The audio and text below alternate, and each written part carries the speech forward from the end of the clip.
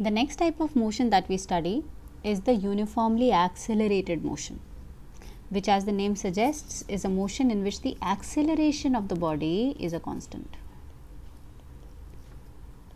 Acceleration being constant means the rate of change of velocity is a constant, which means the rate at which the velocity of a body changes with time remains the same. The body changes equal amount of velocity in equal intervals of time, right? So, if we just try to have an idea of how this motion looks like, it could be something like this. Let us say a body is traveling along this line. Initially, let us say at t is equal to 0, if the initial velocity of the body is 0, let us say v1 is 0, the body is it starts from rest, the body, and it is found, let us say, that at t is equal to 1 second, the velocity of the body is 2 meters per second. So, this means that in a time interval of 1 second, the body has undergone a change of velocity by 2 meters per second. Its velocity has increased by 2 meters per second.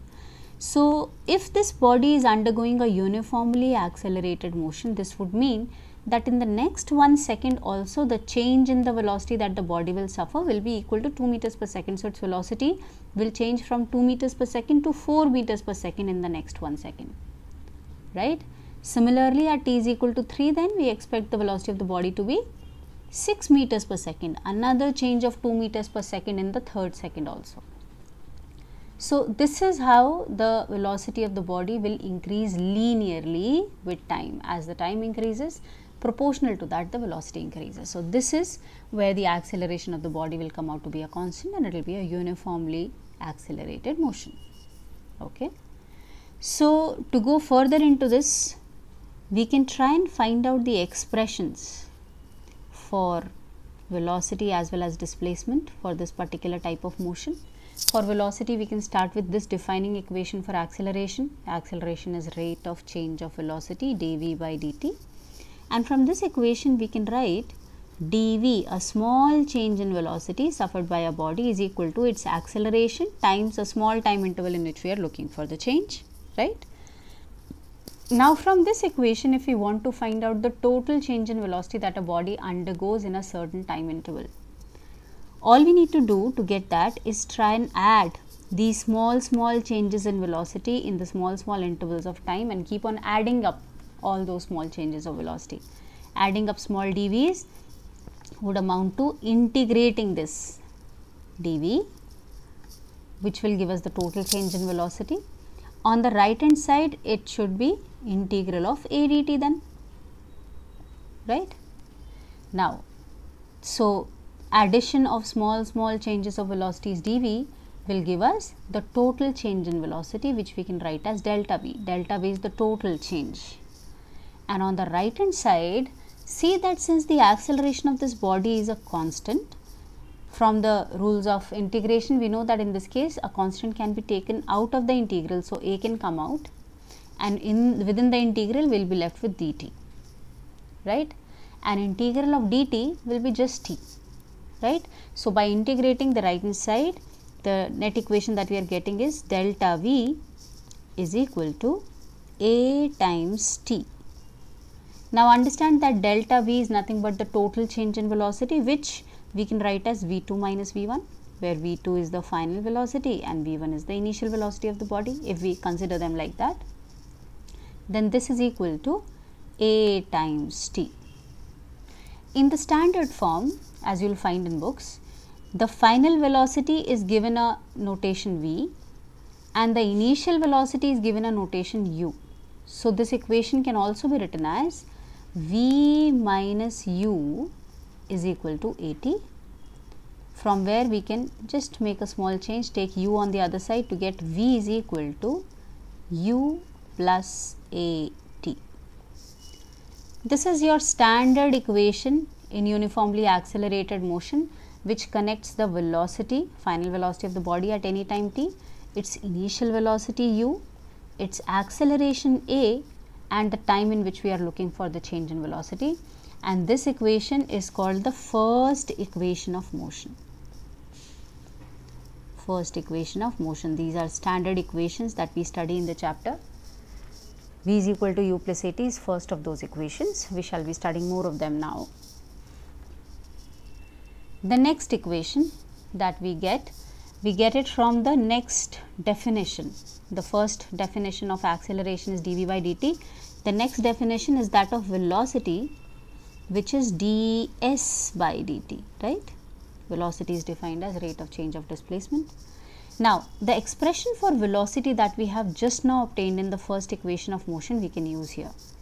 So, we can write ds by dt is equal to u plus at. Here we have taken this value of v and substituted it here, right? And now what we can do is we can try to solve this equation. How we solve this? We write ds, a small displacement in a small interval of time dt, would be u plus at times dt, right?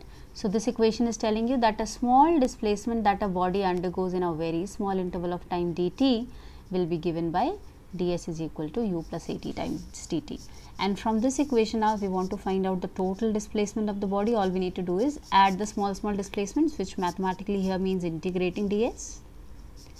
And on the right side also then we will have an integration which will be u plus at times dt.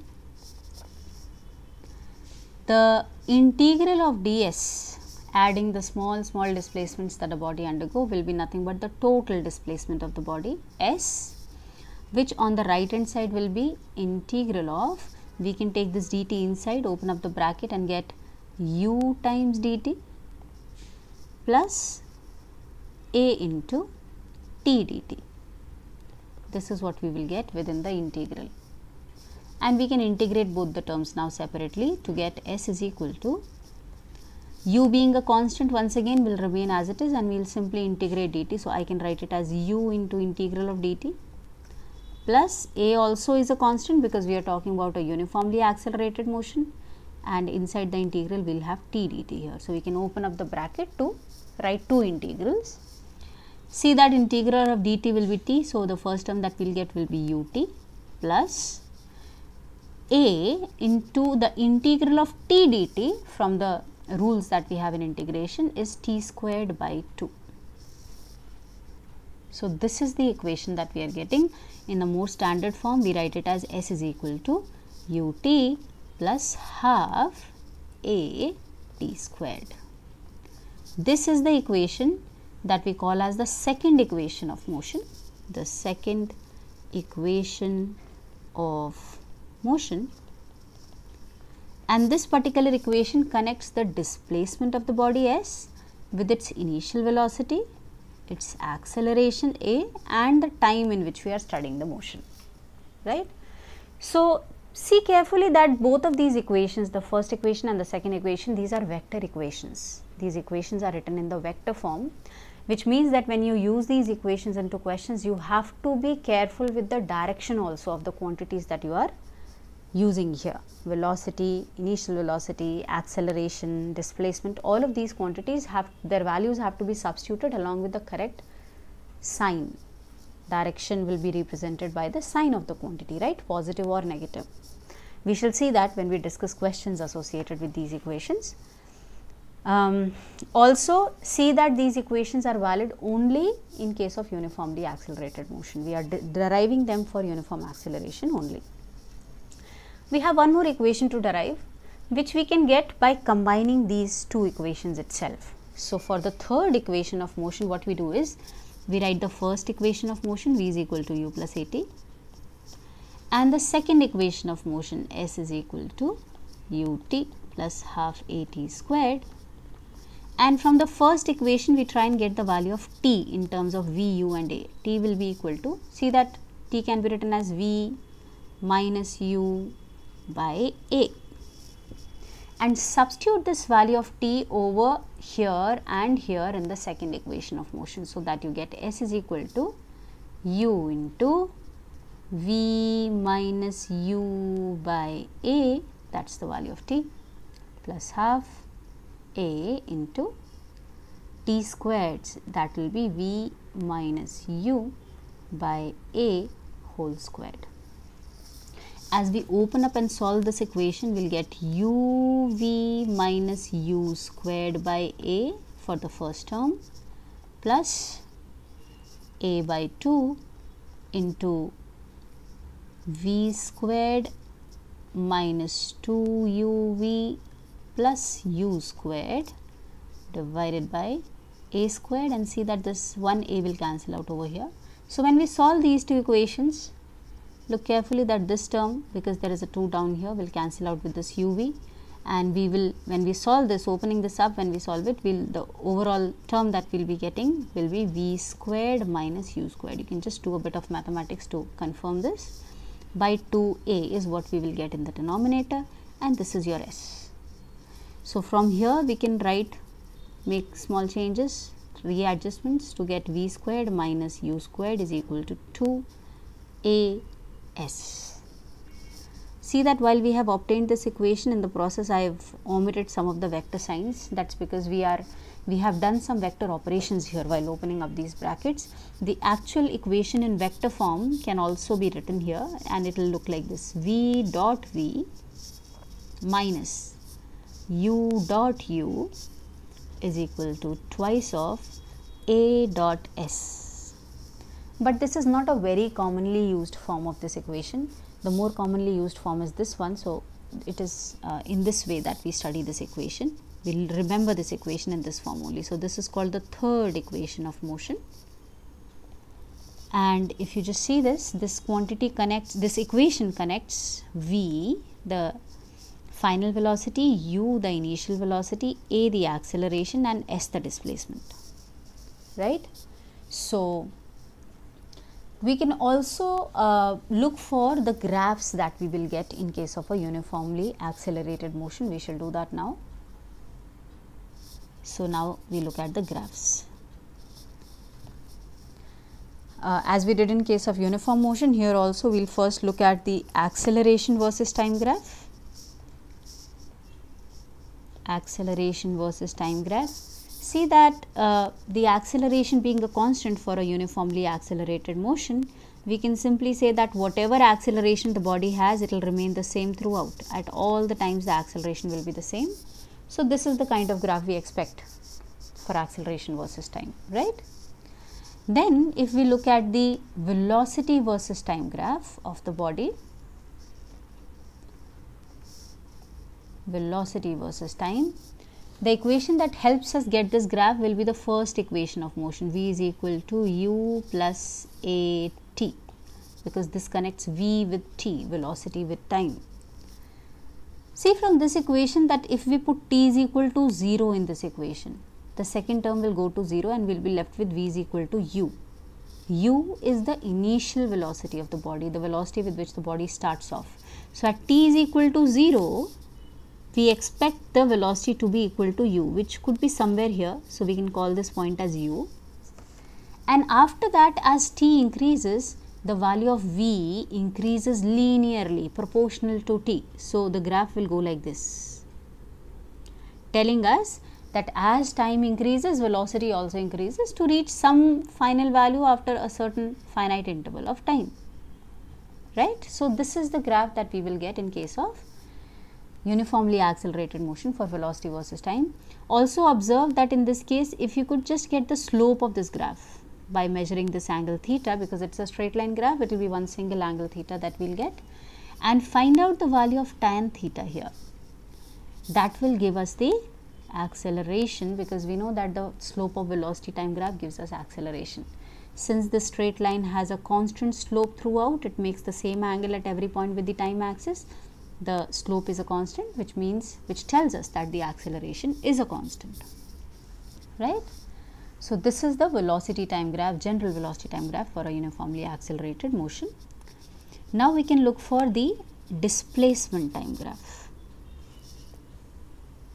For the displacement time graph, we can use the second equation of motion, s is equal to ut plus half at squared, which we see contains two terms for time. One is a linear term, the single power of t, and the other one contains a quadratic in t. It's a double power, power of 2, t squared. This tells us that the displacement of a body does not linearly change with time, it changes with time in a curved manner. Being precise, it's a parabolic variation that we say. This is how the curve looks. This is called a parabolic graph. You will study about parabolic curves in detail in your mathematics classes. So, this is a parabolic curve, and it is such that at any point of this curve, if you draw a tangent and try to find out its slope, this is the tangent drawn at this point. If you can just find out the angle that it makes with the time axis and find out the tan of that angle theta, that will give you the velocity of the body, because we know that the slope of displacement time graph gives us velocity.